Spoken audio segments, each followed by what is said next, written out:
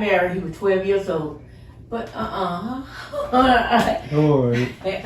I could kept I tell you, but can it all? No, it's for the family. It's all families here. Well, I like I said, I didn't want to be on it then, cause I feel like I ain't dressed and I just up there laying down there and saying, I thought you were just coming and I'll tell you what I know. But like I said, he was very nice and I really loved him and he loved me. And you got it all. Give me a hand, please. Yes, of course. Just step back, pull it back. That's all I know. I'm going upstairs. I'm looking, I'll try to find some picture of it, but I couldn't find none.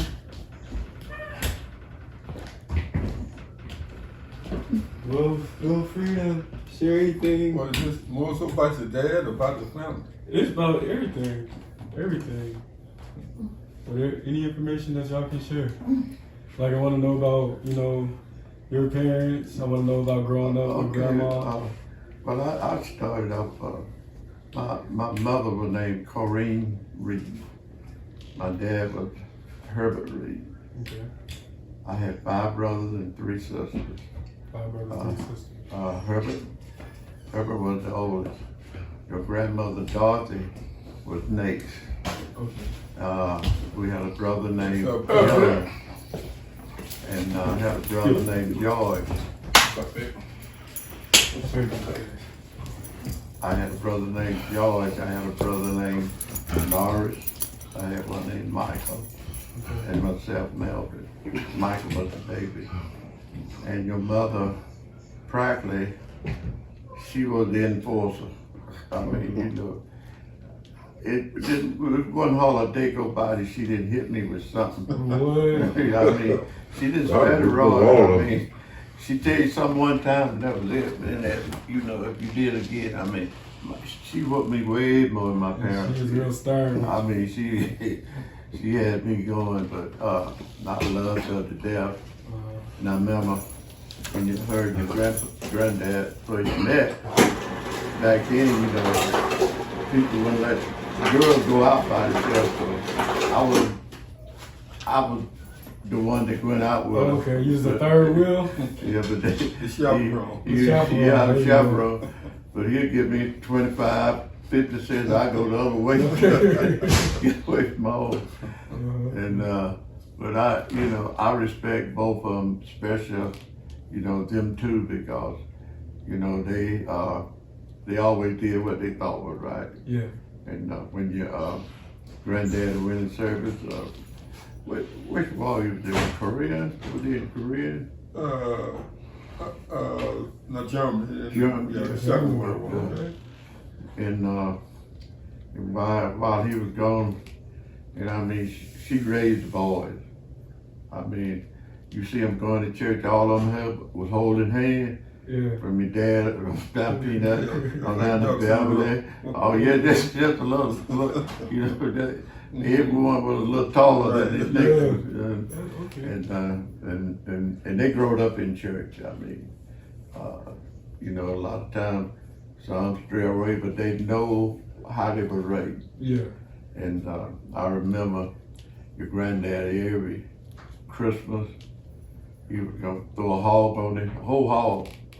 Big old black pot, brownie stew, and actually, Rome was the only one got that responsibility after, I mean, he got as good as his dad because he paid attention to what his dad was doing, and but he still do it, and I remember it was 4th of July too, wasn't it, Rome? He would do the same thing.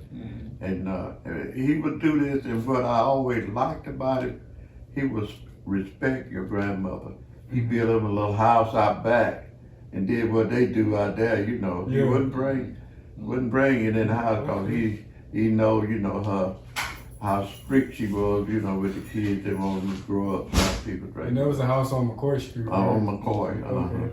And your Aunt Marie, she lived right down the street Yep. from it. But, and I mean, she did a lot. I mean, when he went in the Army, she didn't throw his money away. She bought property. Next, I don't know if you know Ratway, he lived over on Kelly Street in Scottsdale. Well, your grandmother had bought a lot there, but they decided, they didn't want to build. And so they, bought another house. But that's kind of grandmother she was. I mean, all the while she was there, I mean, the little money, she was getting from him and was working, she made good use of it. Right now, you couldn't save too much, 7, 8 kids, but she made it. I mean, I can't remember a day y'all went hungry, but it might not be what you want, but there's food on the table. Food on the table, and she did all our cooking that where I came up at, and she would have me try anything. I mean, they cooked some leaves, I ate them. Really threw down, Whatever. I mean, that's when, she was playing, she wasn't cooking it in the house. They had a little playhouse out there, some more ladies, more girls then. And whatever they would cook out there, they get me to test it. Oh, God, he's a kid. I remember she was, I could say she was the cook most of the time. And I mean, back then you get a piece of cornbread and iced tea. I mean, you had a meal. And she know I was the one to go in there stealing it. And she caught me one day. She happened to be ironing. Back then they used to iron with these real heavy smoothing iron. Wasn't electric. It was just. I mean, probably, probably weighed about 10 pounds. She thought that thing hit me in the head. And I was hurt, but I was acting like I hurt. What's it I did? But she waited on me for about 3 or 4 days. I had a big old knot. I remember she put me with sticks. I mean, whatever she had, she was. Grandma did not play. Yeah, when Dorothy said something, you better listen. And my older brother, he was one of them. I mean, whatever you did to him, he would just laugh it off. And she would take up for him. And they know that if somebody did something wrong to him, she was gonna get her. That's what she was.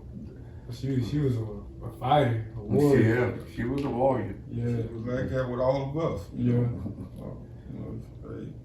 And she'll tear you high, but she love you, but she'll be behind you 200%. Something come, somebody do something or something. Hey, you don't want no trouble with God. Yeah. And your dad, I mean, he was a provider. I mean, he went out and whatever he made, he took it home. And I was talking about it, the little grocery store up down Ross Mills. And he was driving, taking some groceries to the house and all. He was 10, 11 years old.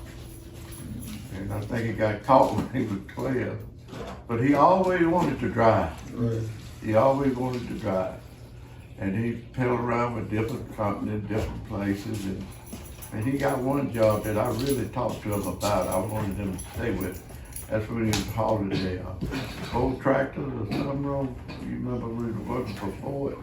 He was driving, it was parts and. No, I don't know. Yeah, he was driving for a Ford company. He was driving for the tractors. We drove tractors. And I was trying to tell him, I said, you need to stay with these people. I want to get my own rig. I want to get this. And I said, I'm going to tell you about your own rig. When it breaks down, you the one got to fix it. I said, but if you're driving for these people, you break down, then just call Ryder and tell them to bring you another tractor or whatever happened to your trailer. But no, I won't get in there. But he drove for a while, about 8 or 9 months, pretty close to a year. And I mean, he was doing real good, benefits, vacations, and all that stuff. And he messed around, and I think him and Ruth went in together on the tractor. That was the worst thing he ever did. I think his first trip, the rain, a transmission or something went out there. The motor went out down in Florida. Yeah, down in Florida. And then next time Ray Ian went out. You know, and while your truck sits still, you ain't making no money. But just like I was trying to tell him, regardless of what you drive for Ford, whatever break down, they were gonna send you another one. And yet the money was still going on while they, you know, sending you some. But he drove for them almost a year. And yeah, I remember he used to, when he come home, after I wanted my wife down here, because first time he was out before he took that tractor and took her around, all the way around 285, you know, so like how, you know, the truck, you know, how they drive truck. And every time people come to town, he come and stay with us to get another trip. And, but he, you know, I think that was one of the biggest mistakes I know of when he, you know, you drive for a company, you know. You got taken care of. Yeah, you got bag up. Yeah, you got stock. Right. Yeah. That blow when Bike blew that motor in Florida, I think him and Ruben had come up like $6,000. $6,000. Yeah, and that was the difference, you know. And see Where that. before they could have did it. Well, Ruben ended up borrowing money on the house and had Marie mad. They just wasn't having back into He having. was so fixed on have his own truck. Right, You can't, you know, you have to, you know, Work your way up. you got to have some kind of capital. Yeah. You know? Yeah. That's what I was trying to tell him, you know. I said, you know, you need to think about this because, you know, Ford is a good company to work for. It's a good company to work for. Even when you're not working, you still get paid. You end up at a motel or something, you still get paid. And then retire. You can have a good retirement. Yeah. Facility and everything. I know. I could have made $3,000 off a trip from here to here. I said, yeah. But see, just like you were saying, that one time that took $6,000 just to get him back on the road. And that the next two Yeah, you got all your products on that The truck. fuel and stuff you got. fuel, yeah. You got them folks product on your truck, you know. But Mike was the kind of dude. He was so into being an independent guy. You know, like Uncle was saying. I remember when we were kids, Mike working up to the ball field store up there. Right. And Mike was no more than 16, 15. Younger Younger than that. You were 10 years old when he went up there. Yeah. So he always been a working man, you know. He told me once, he said, cuz, you know what, he said, our family is so talented. Yeah. We can do anything Definitely. in the family, you know. I mean, it's just so much talent, man. Yeah. We got architects, school principals, construction, truck drivers, brick masons, carpet installers. All of it. Hey man, we got, this family is so talented. It so is. talented. Really, yeah. I feel that. Yeah. I know You know, man, my uncle was talking this morning. Uncle said I had a key thing he was telling me this morning. He was like, he wants to get the family together, okay, for not just a cookout, an all-day event, breakfast, later on lunch, later on barbecue, and dinner. And he was saying that way, family will get a chance all day to mix and mingle, meet everyone. You can't come in the morning, you come in the afternoon. Yeah. In the afternoon, you come in the evening. Yeah. There's no excuse not to, right? Yeah, but you know, And it's like, that's the advantage of having a family reunion. People think a family reunion is get there to see who could eat the most. Right. But a family reunion, I was telling you,